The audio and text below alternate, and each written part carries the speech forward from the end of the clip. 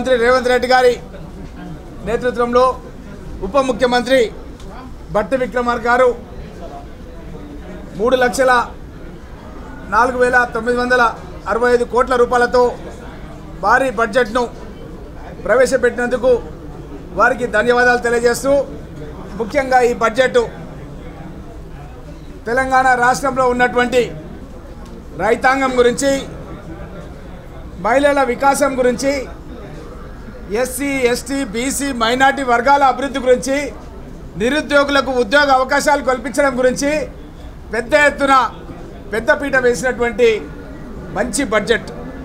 ఈ బడ్జెట్ లోపల ఎక్కడ భవిష్యత్తు లోపల మొన్న జరిగినటువంటి ఎంపీ ఎలక్షన్లో 0 సీట్లు వచ్చినటువంటి బీఆర్ఎస్ పార్టీ రేపు భవిష్యత్తులో జరగబోయే స్థానిక సంస్థల ఎన్నికల్లో ఎక్కడ కూడా ఒక జిల్లా పరిషత్ కానీ ఒక మండల పరిషత్ కానీ గెలిచే అవకాశాలు లేవన్న విషయాన్ని గ్రహించి ఈరోజు శాసనసభలో బడ్జెట్ ప్రసంగం పూర్తి కాకముందే వచ్చి మీడియా పాయింట్ దగ్గర వచ్చి లైన్లో క్యూ కట్టిరంటే ఈరోజు మీరందరూ కూడా అర్థం చేసుకున్నారు ఎంత మంచి బడ్జెట్ అంటే. నేను 14లో కూడా ఎమ్మెల్యేగా ఉన్నాను. గత 10 సంవత్సరాల నుంచి శాసనసభ బడ్జెట్ చూస్తున్నాను.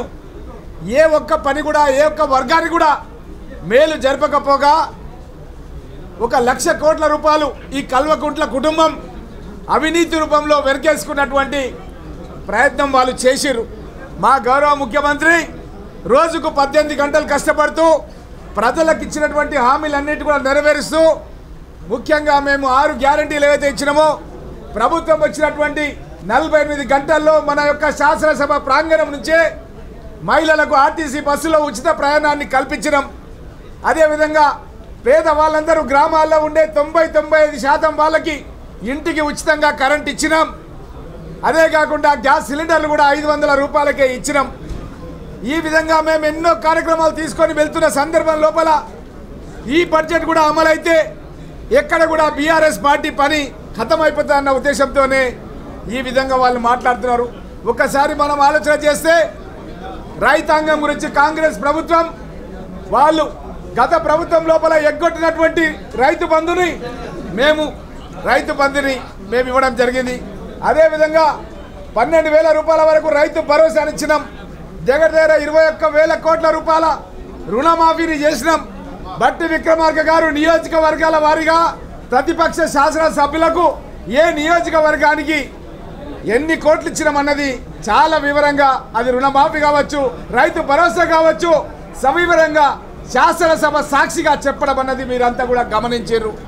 ఇవన్నీ కూడా చూసి కూడా కళ్ళు లేని కబోదుల్లాగా ప్రతిపక్ష శాసనసభ్యులు ఈ విధంగా మాట్లాడుతున్నారంటే రాష్ట్రంలో వీళ్ళకు నూకలు జల్లినట్లే అన్న విషయాన్ని స్పష్టంగా తెలియజేస్తూ, అదేవిధంగా ఇందిరమ్మ ఇండ్ల గురించి గత ప్రభుత్వం లోపల ఏ నియోజకవర్గంలో కూడా ఇండ్లు కట్టలే.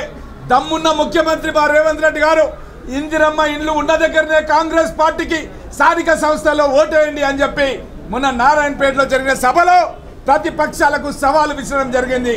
దీని అర్థం ఏంటంటే గత సంవత్సరం ఉన్నటువంటి 3,500 ఇండ్లు ఈ బడ్జెట్కు సంబంధించిన 3,500 ఇండ్లు 7,000 ఇండ్లని ప్రతి నియోజకవర్గంలో కట్టబోతున్నాం. అదేవిధంగా జూన్ జూలై లోపల ఎన్నికలు స్థానిక సంస్థలు రాబోతున్నాయి.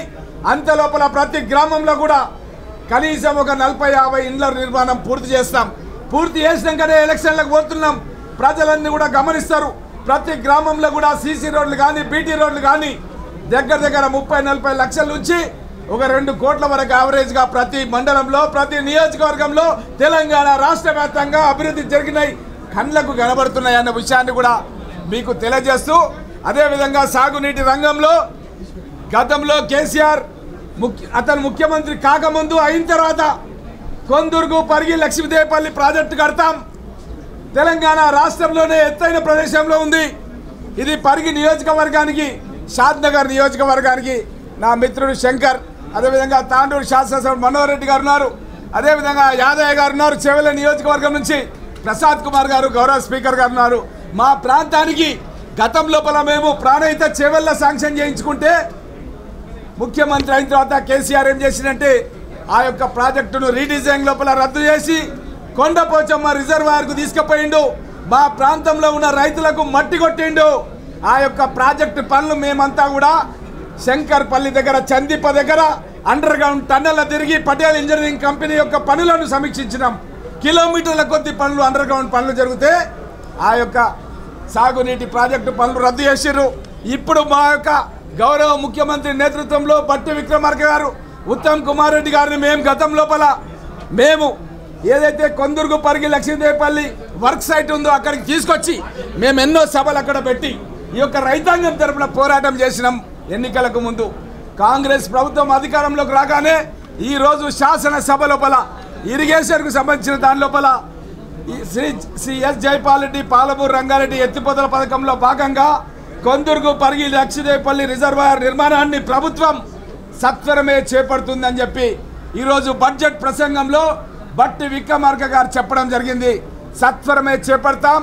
సుమారు 4 లక్షల ఎకరాలకు పరిగి, వికారాబాద్, తాండూరు, కొడంగల్ మరియు చేవెళ్ల నియోజకవర్గాలకు 4 లక్షల చిల్లర గ్రావిటీ ద్వారా రైతులకు సాగునీరు ఇచ్చే పథకాన్ని సత్వరమే చేపడతామని చెప్పి బడ్జెట్ ప్రసంగంలో ఉప ముఖ్యమంత్రి గారు, ఫైనాన్స్ మినిస్టర్ గారు చెప్పడం జరిగింది.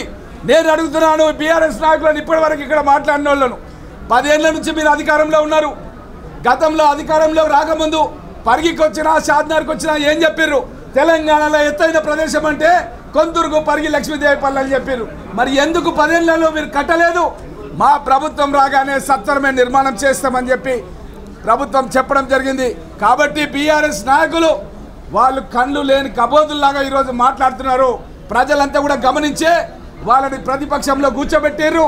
తప్పకుండా ప్రజలకు ఇచ్చినటువంటి 6 గ్యారంటీలతో పాటు ఈరోజు మేము ఏదైతే బడ్జెట్లో కేటాయించినటువంటి నిధులన్నింటినీ కూడా పేద ప్రజలు, సమాజంలో అట్టడుగు వర్గాల వాళ్ళు ఎవరైతే ఉన్నారో వాళ్ళందరికీ ఫలాలు అందే విధంగా కృషి చేస్తామన్న విషయాన్ని కూడా మీకు అందరు కూడా తెలియజేస్తున్నాం. Subscribe us and press the bell icon for more interesting updates.